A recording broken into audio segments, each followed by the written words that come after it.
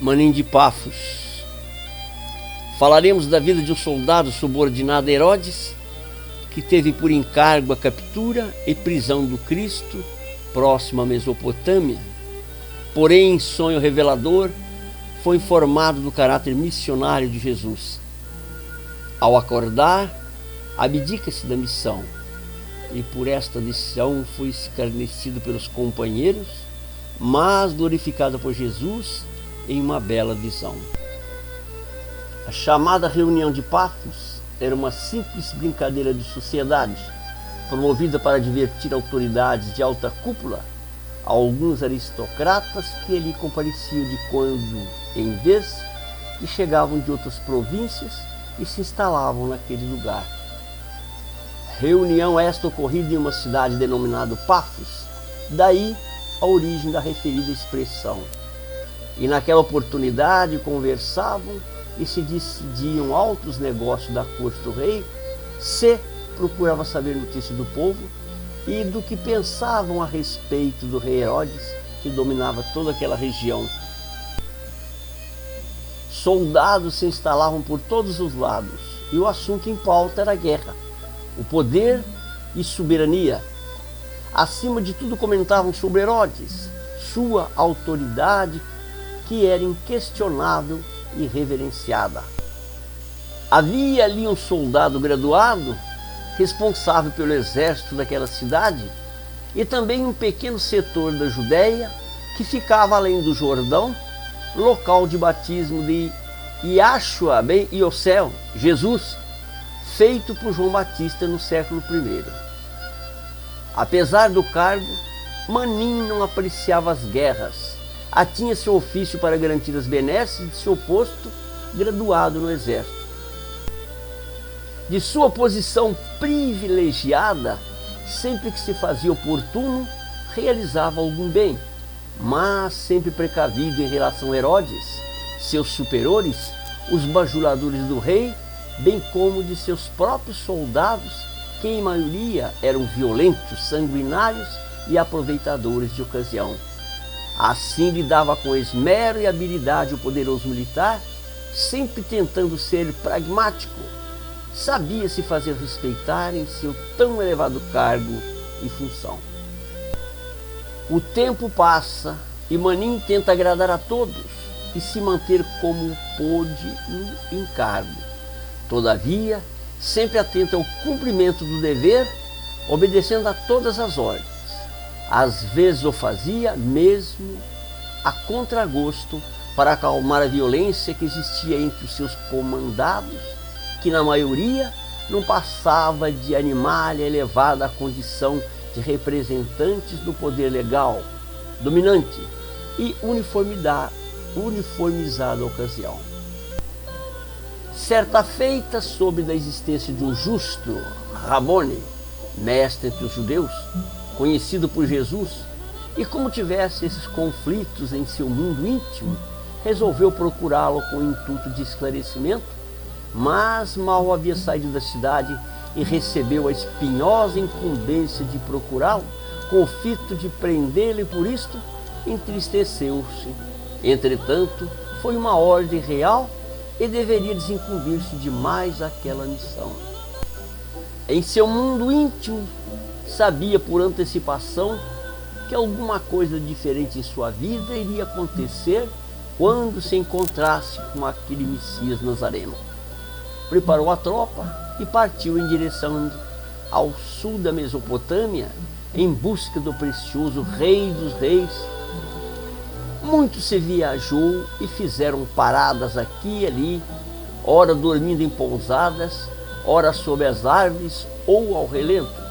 Tinham por travesseiros apenas as pedras do caminho e cobertores os próprios mantos e panos que trouxeram no dorso dos animais.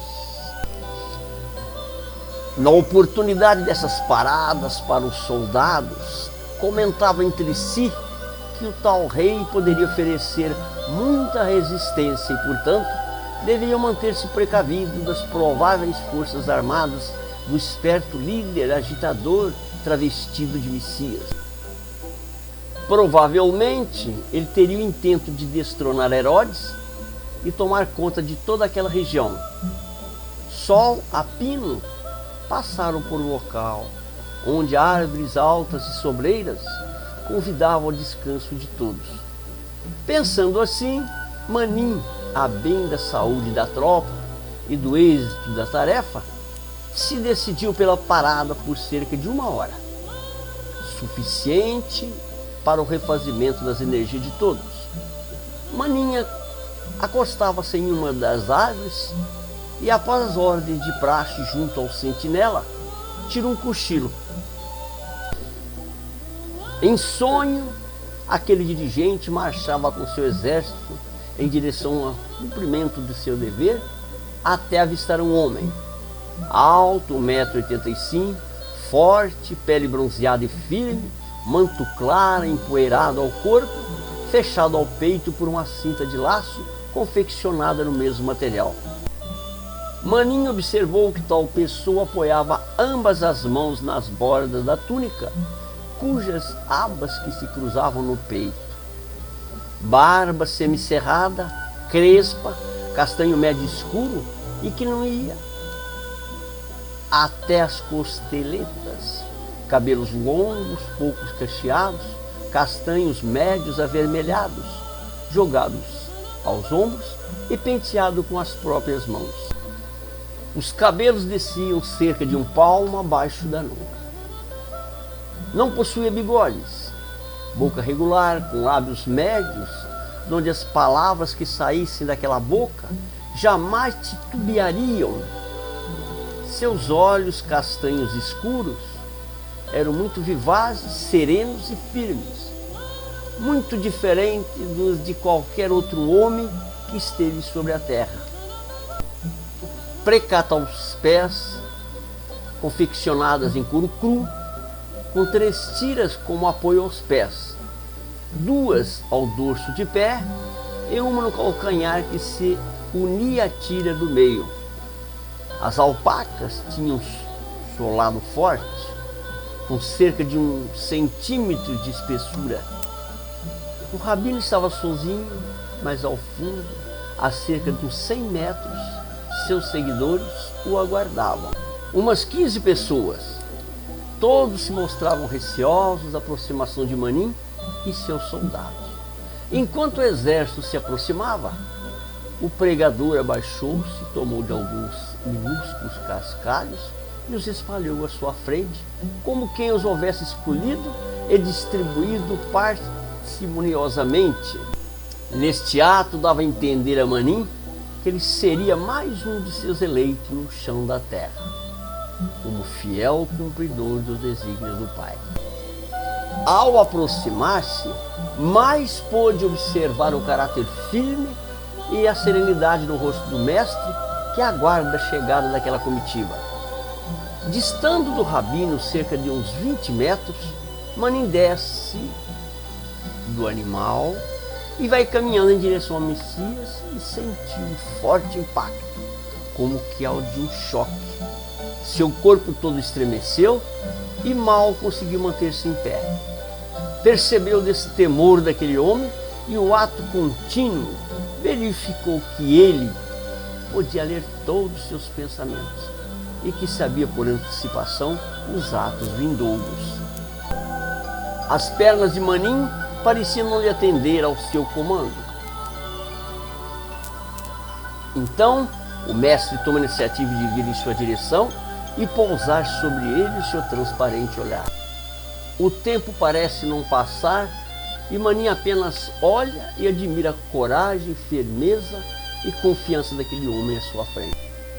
Os soldados de Manin, cerca de 80, sem sua ordem, avançam em direção ao mestre no propósito de imobilizá-lo e agem às praxes, ou seja, se manifestando de maneira violenta e rude, buscando cumprir o desiderato de que estavam incumbidos.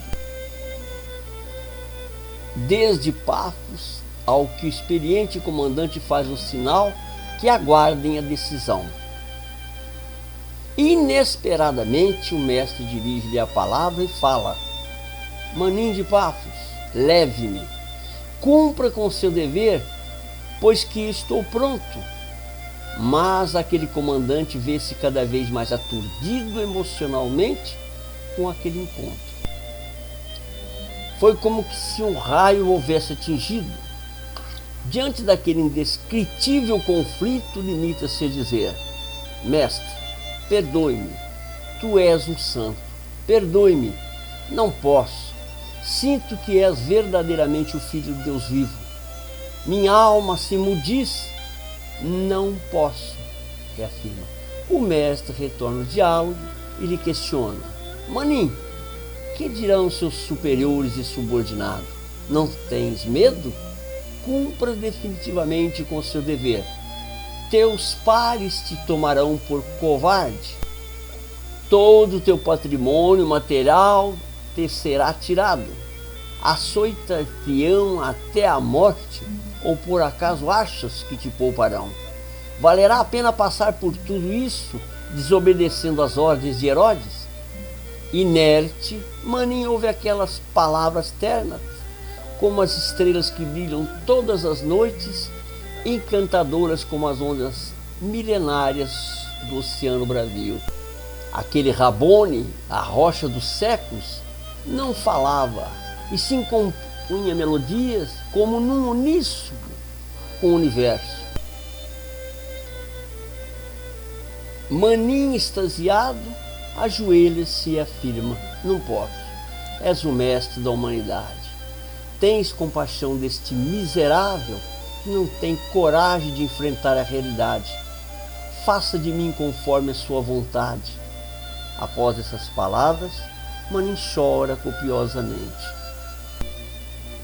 O Messias, com olhar alegre e meigo, vem em sua direção, toca seus cabelos e os afaga, enxuga-lhe a lágrima e diz: bem-aventurado és Maninho de Pafos, pois estás salvo pelos séculos dos séculos. Não foste e nem será tu quem deverá entregar o Cordeiro de Deus, que lava os pecados da humanidade. Portanto, eu te digo, serás bendito na terra como no céu, e o meu Pai Celestial, que a tudo vê, não o esquecerá. Vá e seja feliz. Minutos após, Maninho começa a despertar e, sentindo um profundo vazio no interior de si próprio, chama seus soldados e demais componentes da expedição e lhes conta o sonho. Desnecessário dizer que todos riram dele, inclusive o representante do rei, que ali estava para se assegurar do êxito nas peregrinações à busca do Messias. Em alta voz, o representante do rei, em gesto impulsivo, brame sua espada e diz: não podes negar a Herodes, o nosso rei, é o único. Se o negares, terás que ver comigo e com o próprio rei. Diante daquelas palavras, Maninho olha para aquele preposto de Herodes e diz: pobre de ti, infeliz criatura, não sabes e nem reconheces esse homem do sonho. Portanto, faça de mim o que quiser, pois esse homem é justo e não posso prendê-lo. Imediatamente entrega seu cargo, bem como seus pertences, ao representante legal de Herodes. Retorna à sua cidade natal, retira toda a sua família e se dirige ao outro lado da Mesopotâmia. Andaram longos e longos quilômetros quando ouve-se um barulho. Maninho volta-se e viu como um clarão, e com este lhe aparece o inesquecível, o Rabi da Galileia, que lhe olha sereno e agradecido apenas e diz: vá em paz.